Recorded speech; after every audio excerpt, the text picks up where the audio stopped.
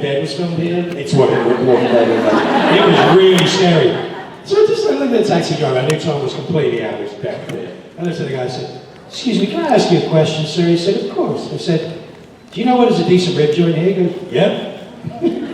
So I said, "Where is it?" He goes, "It's about 9 miles in the other direction." And I went, "Okay, take me there." So he took me to a place here that's called Fat Man's Rib Shack. That's one of my favorite places. And the first night I was there, the band outnumbered the patrons 2-1. And I was like, nobody's ever heard of this place. What was the first question? First question I said, "Excuse me, ma'am, well, what do you have?" It's late, so I was like, "What do you have?" She goes, "Well, we got ribs, we got peanuts." And I was like, "And ribs and peanuts, it'll be there." I had the rib and peanut platter, please. I came back the next day expecting that thought that I found this tiny little place that nobody knew about. And it was a Sunday. Oh, forget it, man. Right after church. It was a ride. Out that door, yeah. Absolutely.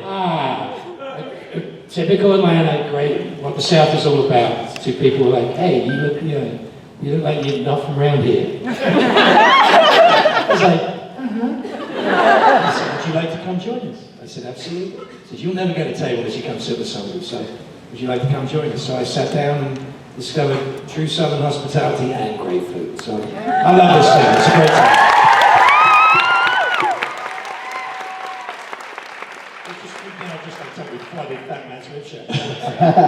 It is a great town, and I'm going to let this town enjoy some Mark Sheppard time. Ladies and gentlemen, Atlanta, Georgia, Mark Sheppard.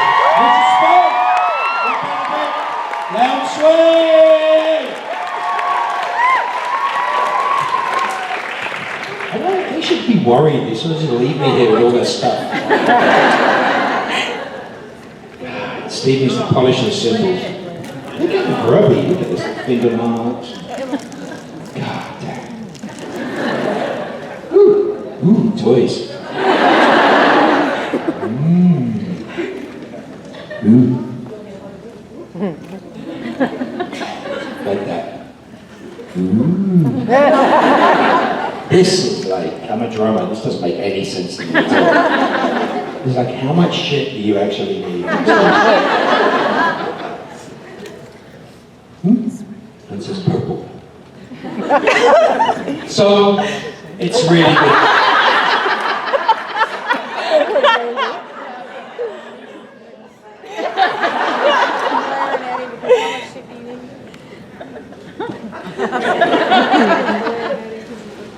It's all gone quiet.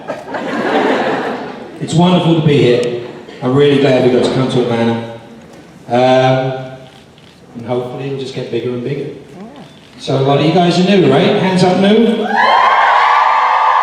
Wow, that's extraordinary. Let me tell you a little something about creation entertainment events that involve these supernatural family, as we like to call ourselves. It's a different thing, it's a fun thing. You will make friends, whether you want to or not. You will have people all up in your business, whether you want them to be or not. You will have a wonderful time. It is a truly, truly spectacular thing. And if you're real lucky, you'll want to come back again. And it's the reason why we come, the reason why we're here, the reason why we do what we do is because of you. We like to be here, we like to see you guys. We know a lot of you, and even though a lot of you are new, and we feel very connected to you. You know, this is, unfortunately, this is a time when people have to go out and vote, people have to talk about that crap. And there's all sorts of other stuff going on, and all sorts of amazing things going on. But to bring it back to reality, and the reality of the right now, is I am always humbled and astonished by you guys. Truly, truly amazed. It's, this is the antidote. This is the opposite of what's going on everywhere else in the world.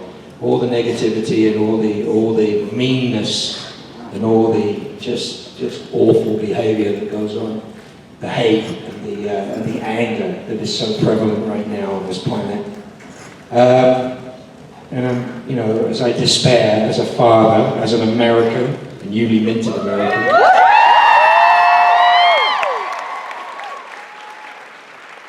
Hey, you guys said yes, don't blame me. You all voted and it was a yes. But as a newly minted American, I despair for the fact that there is just so much negativity and atrocious behavior going on. And I do love the fact that when I feel so bad about what's happening, that the supernatural family would just perk me up a little and make me smile. It's a two-way street, you know? I'm very proud of my brothers and sisters who do amazing things for amazing causes, and put their heart and their money where their mouth is. And I love the fact that you guys get on board and you help, and it really does make a difference. It's a truly extraordinary thing, and I thank you for it. Not to be too heavy to start out, it's just sort of, because you're going to want to ask me questions, and I guarantee you I'm not going to answer them. Because I don't really care about that sort of stuff. Because nobody ever asked me decent questions. It's all crap. It's true, it's true. And by the way, no, it's all, hold on a second, I've got to see something. It's all bullshit.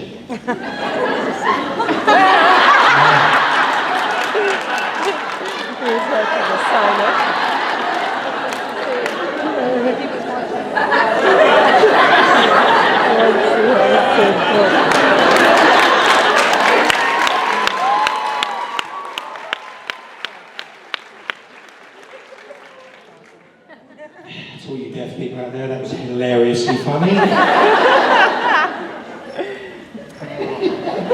Taught to curse by some wonderful deaf people all over the world. There are little idiosyncrasies in different parts of colloquial sign language. And if you've got nothing better to do, ask a deaf friend how to curse in sign language.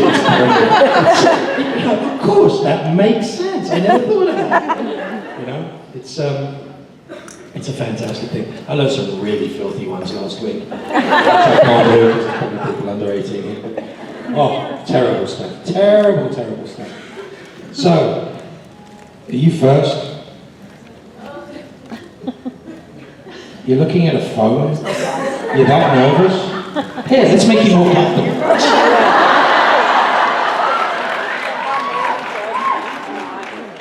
Mark. Oh, who's gonna read it?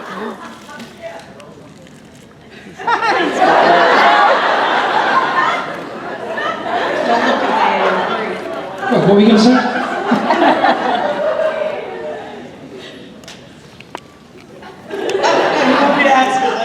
Yeah, what's the question?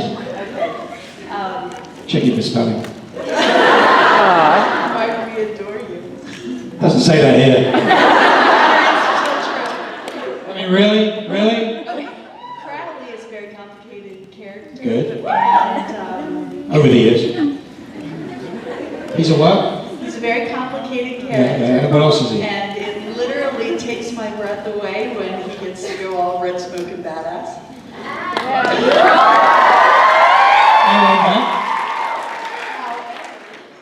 He never seems to stay powered up more than a couple of minutes. Yeah. And as much as we all love a good buddy comedy, will he ever get to kick ass like we know he can? Excuse me? Like we know he can. How dare you, madam? You know he can. Nice and dent on the end of that. Well, we know I can. Well, let's put it this way. Who watched the episode? Who watched the episode of Thursday? Who watched that? Hands down. Who didn't watch it? What are you people, drunk? Well, there's an honest girl. She was drunk and she missed it. Guys, you don't go down to the bar if you don't want to know what the score is. What are you doing here? Oh, so your TV didn't work. How old are you? How old are you? 16. You never stolen anything in your life? Good God, woman! You're supposed to be the resourceful generation. You can't even steal an episode of television that really streams. God! What do you come as? Yeah. Who? Who? Never heard of it.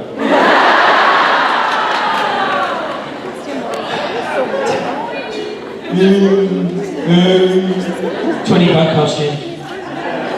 So anyway, people dress, you know that people only ever dress as Castiel. Cost 20 bucks. Don't bother to go out buy a decent suit. Why bother? I mean, really, why bother? His tie's on there. What? His tie's always on there. That's because he's copying Constantine, but apart from that.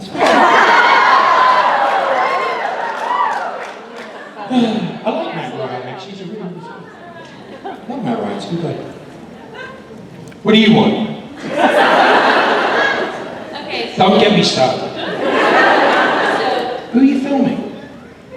You don't get to film me. What are you filming right now? My crotch? What's wrong with this town?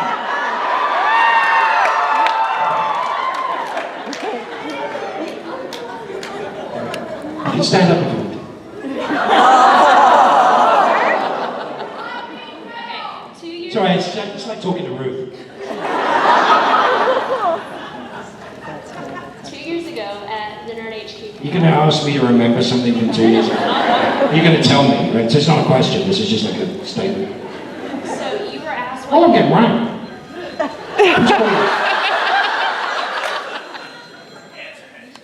Hello?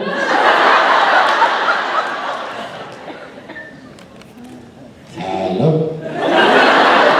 Shh, spam call. Oh, they hang up. Sorry, go on. Was it important? Yes. You were asked what Want to see a picture of my baby? Oh, she did it, baby. Beautiful. Ask you. What's wrong with you people? Did you see the tweet when his wife got a label maker? And he tweeted a picture of the baby with a label on its face. It's a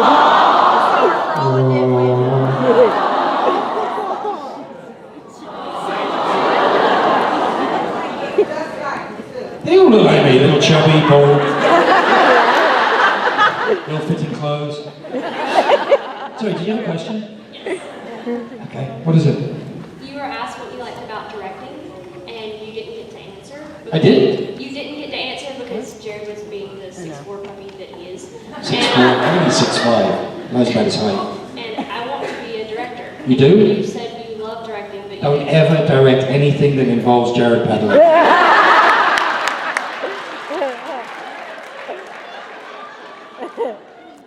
It's just storytelling. It's how you tell stories. All it is storytelling.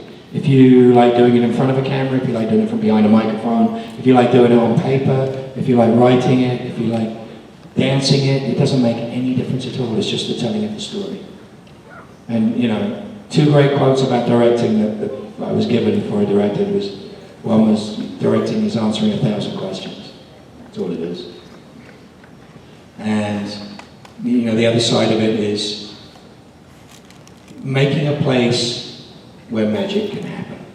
The idea is that you're trying to create a place where magic can happen, as opposed to trying to control something and make people do something specifically. You're trying to, you know, like herding cats, especially Jared Padalecki. You're trying to create a place. You're giving a basis by which magic is possible to happen, that art can actually exist. You gotta remember, in television, right? We make television. Television conspires against art completely. It takes 8 days to shoot a TV episode. It should take 10. They actually have to structure overtime to work. Otherwise, it would take 10 days to do it, or 9.5 days to do it. There's never enough time, there's never enough money, it doesn't matter how big the show is. And there's hundreds of people involved in getting it done, from the idea and the inception, the writing, all the way through the performance and the production. There's the pre-production, the performance, the production, and then the post-production, which is mind-blowing in and of itself. Because once you see the raw materials, you can question how the hell it ever became what it is that it became. You love it. I want to say, but you like the smoke and the eyes and all that stuff, and that was fantastic. And I was watching that amazing video that was up here before I came on, which made me laugh my ass off. Me and Beeper. It's brilliant. I love that. That's the storytelling that makes me laugh. But the idea is that, you know, to see Mark Malash and those guys get excited, like, oh, we're going to do your eyes, but we're not just going to do red, because we've protected against the red for so long. We're going to have them smoke and the centers will be a little darker. And like, people get excited by their jobs. We all get excited by their jobs. And that translates to I think, what am I trying to say? I'm trying to say the passion in it translates, and the audience sees and feels the passion. And without that, I don't think you can really love a show. It can be the dumbest little show, but if it's made with heart, and it's made with love, it tends to endure and people tend to like it. And so when you're creating something for yourself, or a story you want to tell, please make sure it's a story you want to tell. And put your whole heart in it. And that's what you have to do, and you'll win every time. Is that cool?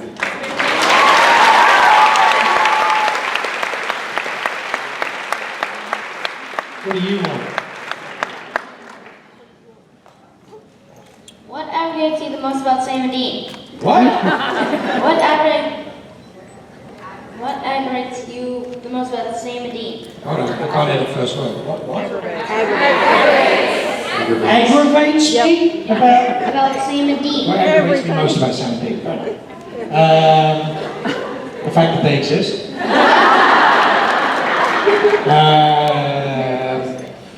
Let me see, what aggravates me? Height. Does your neck? You know how you're talking to me right now? That's what it feels like. Well, you can have great solace in the fact that you know you're at least a foot taller than Ruth. But what aggravates me about Sam and Dean? Honestly, I'll give you a real answer. That's a good question. If they just do what I told them to do, the whole universe would be so much better.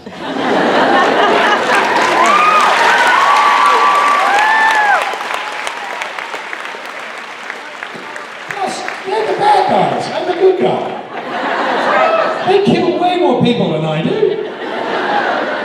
So who is this amazingly well-dressed person here? Somebody who spent more than $5 on a costume. Thank you. Hey, so I had a question. You did? Yes. What happened to it? So clearly in the past, most recent seasons, Crowley has shown his more good and softer side. That's your opinion. So my question is, Mark, Yes. which was your favorite? Did you enjoy playing good Crowley or badass, I'm gonna kill all your friends, I don't give a fuck Crowley? Thank you for the extra language, but hold on. So, Nicely done. Nicely done, sir. Sorry, I was waiting for the punchline. Yeah. Some great Australian ones I'll teach you later. Which involves the word "y'all." Very interesting. They use it in Australia as well, which is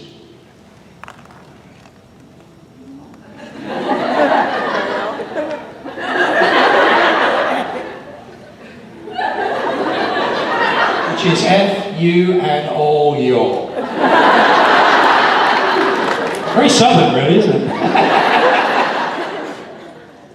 Thank you. What was the question again? Something about something which to do did you with... enjoy playing more, badass Crowley or good Crowley? There's no such thing. I'm badass Crowley or good Crowley. It's just Crowley. It just depends on the circumstance, right? Right? You'll learn eventually.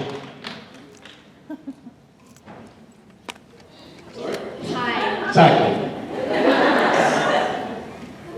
Go.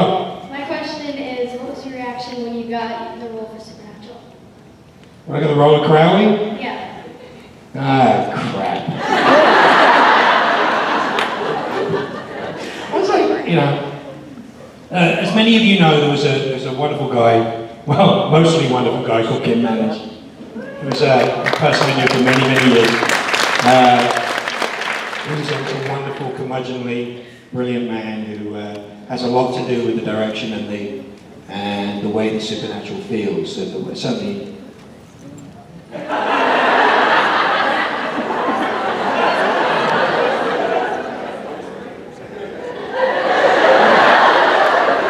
You're doing a fantastic job of going incognito there. So the wonderful Kim Manners. Who are you? I'm talking to the people who are hiding in the back. Anyway, so Kim was a fantastic guy. I worked with him on a couple of different projects over the years, and he always said, like, you got to come do the show. You know, the boys are amazing. It's so much fun. Blah blah blah blah blah. And I'd see him all the time in Vancouver when I was up there working on anything else, and he just kept saying it, and he's an extraordinary man. He's a really interesting, very fiercely loyal man, and had a lot of impact on a lot of people's careers. And the boys will tell you exactly the same. He had a huge impact on their careers.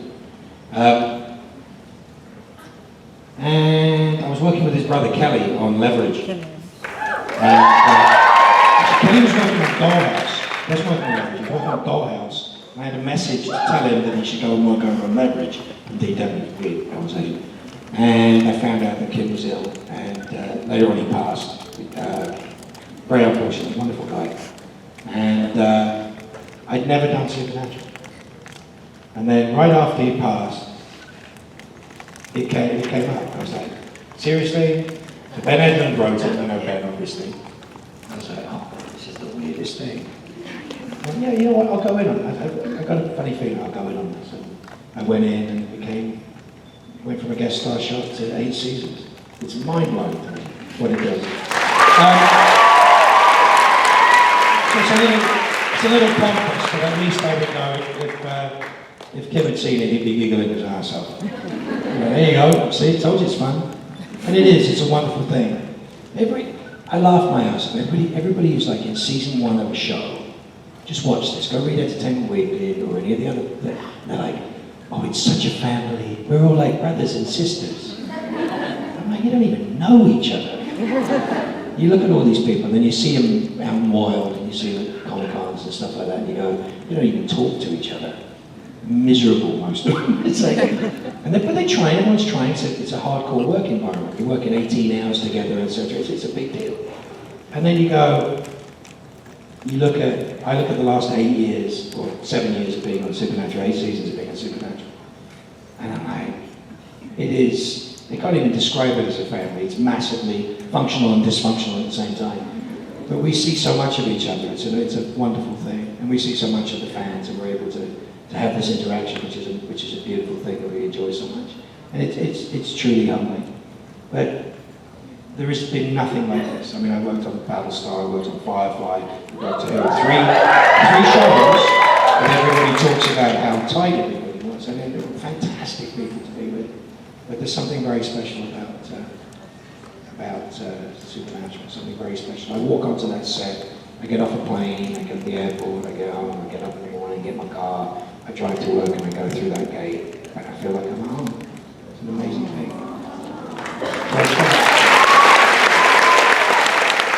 They look after me. They look after my mental well-being, and my ups and downs and all that stuff. And through all the things I've been through in the last 7 years, they're always there, which is a true family. That's what it is. So, I guess that vibe rubs off, and that's why we do these things, Kind of cool. What do you want? Don't be surprised. This is the Castiel panel. Well, I want to know. I see you at my home from home, the trunk. I'm sorry. Car. My daughter. No, the She's car. got jerk and I got bitch because No, she the can't. car. Oh, the car. I'm sorry. I didn't hear Don't be you. sorry. I'm nervous. I'm Don't be sorry. nervous. Nothing to be nervous about. Well, you're Mark.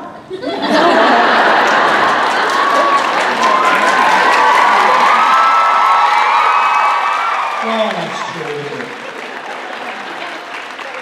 I can only be one. Okay. When you started off on Supernatural, you didn't have a beard. I did? No. No, Jacob. No. So what sexy.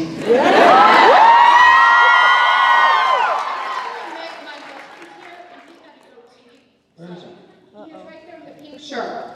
Good man. He's awesome. So I just was wondering, was it you? Was it the show? I mean, I asked Bob, like, can I get a bit of stubble on here? Because it's like pain in the butt, shaving every day. Just clip it. Like, sure. 4 years later, it's a beard. I'm like, what happened? Like, yeah. You know, if you're a guy, you take the advice of the cute women around you, you say, you look good at that. That's hard. You go, okay. It's a lot better advice than you get. Well, you see, there's the other side of that as well. They may want to keep you ugly just so there's no prospects out there. One tries. thank you. It might be fun to go clean shaven again. But it's just a... It's you like the beard? I have to do a poll online if we like the beard or not. That's the next fun thing to do. What are you doing? Peanuts? No, no peanuts. It's a great one. Yeah, it is. I like your hair. Thank you. I had that colour hair when I was 16. You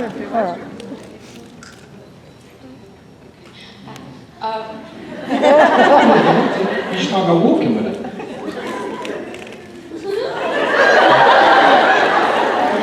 Come here, don't panic.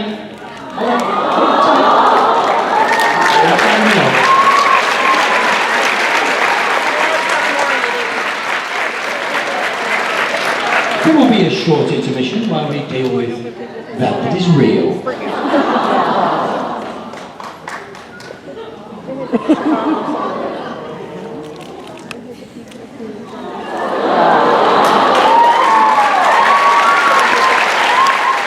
Don't worry, nobody's looking. They can't tell you're nervous in the slightest. They actually just think you're braver than they are. They couldn't put it together.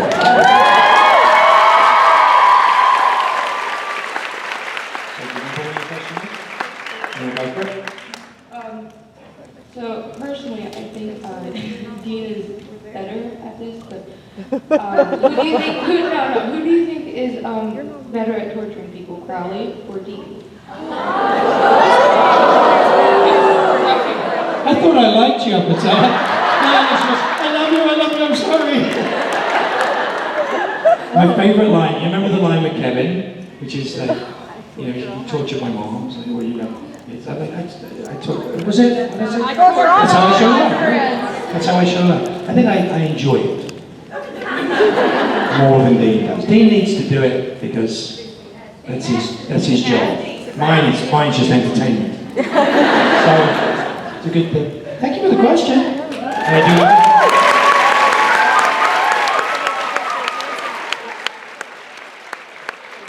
Yes. So I've always wondered, what do you feel was the most difficult scene for you to play? Most difficult scene? The end of season 8. The end of season 8 was the most difficult. It's so much fun, but it was so rewarding and so fun to do. Great group of people to work with. We did that in order, in sequence, which is very rare in TV. You don't usually get to shoot things in sequence, but it was written in a way that it could be done in sequence. And Kevin scheduled it so it would be done in sequence. And it was right at the end of an episode, and Phil was directing. And it was just, we were able to start from the Abaddon torture scene all the way through to the end, and I thought it was an amazing build. It was so much fun to do. It was fun to watch, no? Yeah. So, yeah, good question. You get an answer. I'm answering questions today. What's Yeah, wrong I know. with it? I'll pick on you now, it's fine. Yeah. Sebastian didn't answer any. Huh? Don't complain. No whining. No.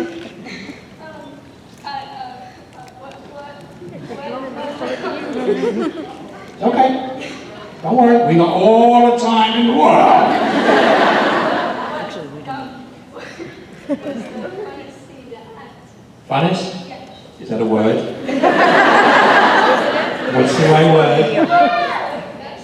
That's pretty almost fun. which scene was the most fun? Yeah. Scene? Yeah. No, not season. Season? Whole season? The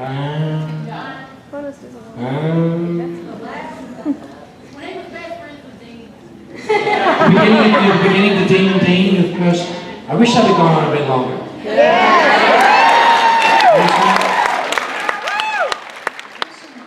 I mean, each season has its own thing. 5 was like the end of Crypt Keeper. It was a fascinating thing to move towards an apocalypse.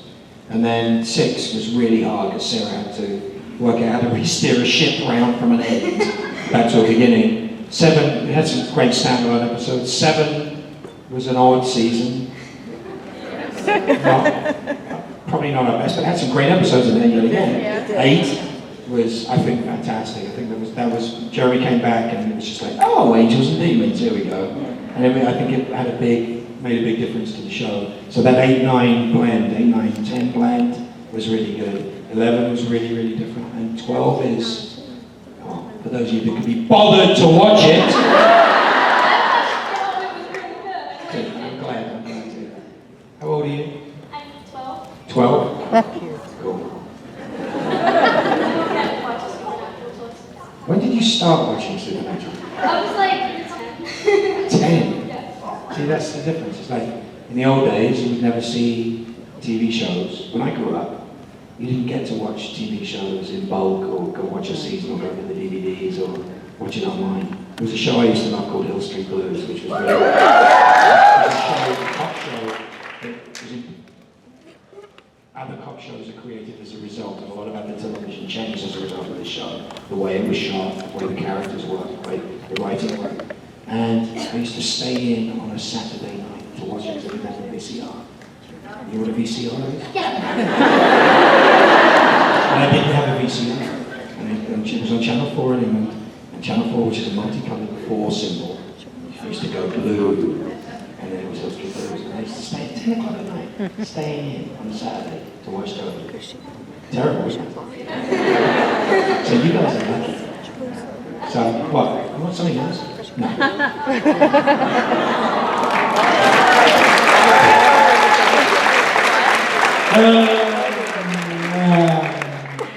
What's that? Hi. So, before I got into Supernatural, my best friend got me addicted to Warehouse 13. Talk into the microphone. So before I got into Supernatural, my best friend, or one of my best friends, got me addicted to Warehouse 13. And I just wanted to know what it was like to work on that show, because it was pretty awesome. It was in Toronto. Okay. Which is, I don't know why, it's probably not, I don't know if it's my favourite city, I think it's my favourite Canadian city. Very different than Vancouver, and I wasn't used to shooting in Vancouver. They have more weather there. More different weather. Snow and stuff they don't have anywhere else. So it was a different place. I mean, it was a fun show, it was a good show to do. But yeah, I remember my first stuff was with Saul and CCH Pounder, so that was a lot of fun to do. They're good people. They were nice people.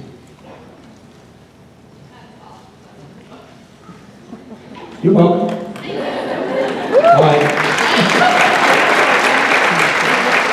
Run, Forrest, run! Are those your real ears? No. So, I really love how you portray Crowley. Well, that's lucky. You're hilarious and you're amazing. And I like the second one. The first one I'm not so sure about. Come on. But I was curious what your best moments with Jared and Jensen were. Yeah.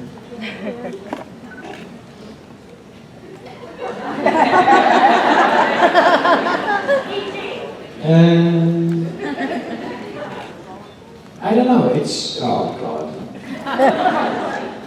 You know what, they're really kind men. They're very kind men. And they're a great example and they are a lot of fun to be with. Laughing with them is fun. You know, it is. There's the weird moments. So if you look at, you look at the pie moment in the EW shoot, that's us. That's what it's like. Hey, you know what would be funny? You just do it. And it's a lovely feeling. We get together and enjoy what we do. Sometimes when we're together it can be really difficult for the people who are trying to control what we're doing. Sometimes we shout at us and tell us to shut up. But it's funny, it's always fun. They're just kind and generous people. And the set would be a very different place without that. It would be a very different place to go to work. So I've worked with unkind and ungenerous people. You know? And you can do it and you make your own fun. But they are inclusive and they celebrate people and their talent, which is a lovely thing to watch. And I think it's infectious. There are people who have come to Supernatural that I've seen since season 5 and they didn't have a good time because they didn't get it, you know? And they still make room for them, their arms are open wide, and come on in and have fun, you know, it's a big place to come play. And when you see the people when they get it, you know, when you see people embracing it and enjoying it, and the people we have here, you go, that's when you get it, that's when you go, okay, they're special for that reason. It's a lot of alphas, though. It's a lot of alphas. It's the weirdest thing. It's not a normal place to go to work. I mean, everybody is an alpha. So it's almost like, it's like playing hacky sack 24 hours a day. It's exhausting every day. But everybody has their own spot, their own thing, you know? Their own moment, their own thing. Everybody's different. Everybody's good at different things. It's fun to watch. It's a big old soup. Thanks. Bye. Yeah. I'm Celeste. Hi, Celeste. You're the first person to introduce yourself. Where are you from, Celeste? Athens, Georgia, UGA.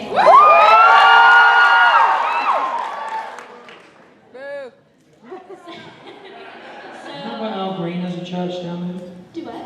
Al Green has a church down there, I think, in Athens. Isn't it? No? Thought so. So everyone's been bragging on you today, I feel like, about how you're getting soft. I don't think you're getting soft.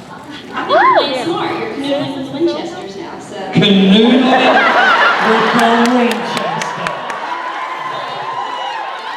That's the name of your biography. That is absolutely the name of my biography. Not my autobiography. Someone else writes it. Somebody else will write it. Yeah. Mark Sheppard was canoodling with Winchester. I meant in cahoodles, you know. Pot noodling with Winchester. Ramen noodling with Winchester. I was wondering, since you are not really kind of our main focus villain right now, Excuse you. Who of all the whole series, who has been your favorite villain to watch? Other than yourself? I'm not a villain. Misunderstood. Who've been my favourites? I mean, I think they're all amazing, but there's been moments. There's like the intros of so many of them. But then I think the ones that endure are the ones you expect to be villains, but they're not villains. And I think that's the best thing about Supernatural, is that although they may be adversaries, they're not villains. They just have a completely different MO, and a different set of rules and a different set of things that they want to do. And I think you'll find that the characters that we love, you know, from Rowena to Abaddon to, I mean, even down to Dick Roman, everybody had an agenda. They never played it as villains. Even Death wasn't played as a villain. Look at the way Julian plays it. It's a man with a job, trying to get something done. And there's no difference between Julian's portrayal of Death and yours of Chuck. I think it's a fully fledged character that has ups and downs. And, you know, it's a point of view. Evil and good is a point of view. Always remember that. It's an interesting thing. All right, so we've come to the end of a perfect day, as I've been speaking. I'm going to stop soon, so you can have it. I just want to say, listen, those of you that are new, I need to tell you this. I feel like I need to tell you this. You know, we make television with 150 of our closest friends. And it's a very rare thing to be in the job that I am and get to interact with your audience. It's not something that's common.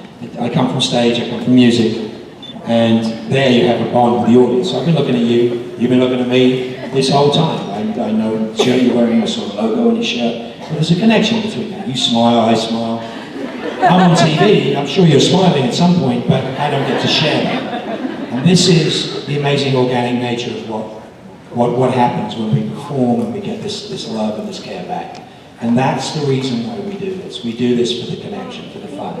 So even though I rib you guys and I give you merciless crap, and I make fun of you and I don't smile that often and I go gruff and grumpy, I love every second of this and what you guys do for us. It's a fantastic. And the other thing I have to say to you, as a newly minted American, and I'm sorry to say this to you, I don't care what your politics are. I don't care what you think is right and what is wrong. I, as a newly minted American, got to stand under an enormous flag, knowing what that flag means, knowing who's fought for that flag to mean what that flag means, knowing how hard it was for that flag to come together in the first place. And watch the man, as the President of the United States, remind me not only what my rights are as an American citizen, an American. My passport says nationality, United States of America. There is no difference between me and you, without a girl or a man.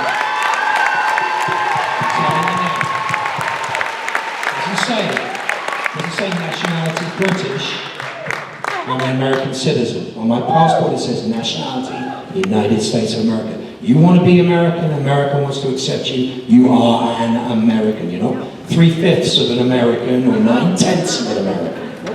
Me and 5,000 of my closest friends walked through these doors together and we swore an oath to uphold the Constitution of the United States. And we swore that we would do what we were supposed to do, as every American is supposed to do. It's not just my right to vote, it is my damn duty and my obligation to vote. If I hear one more lying asshole talking about how the President of the United States is responsible for the potholes outside their house, I'm gonna go crazy. If you don't vote in your school boards, if you don't know who your representatives are, if you don't know what your positions are on everything that is on that ballot, you're idiots. You're allowing other people to dictate your life. In the only country that I have ever lived in that gives me the right to change my country. It's the right. I lived in England, great country, wonderful country, the country of my birth doesn't give me that right. I don't have a Bill of Rights in England. I have a Bill of Rights in America, the greatest country in the world. I urge you, whatever your politics are, whatever you believe, to not come from a place of hate or come from a place of ignorance, but embrace your fellow Americans and vote in every single part of every part of that ballot that you are allowed to. Read what they are, read who's sponsoring every measure, look at every single issue. Take the damn time to do so. It is your obligation. Please vote. I love you all. God bless.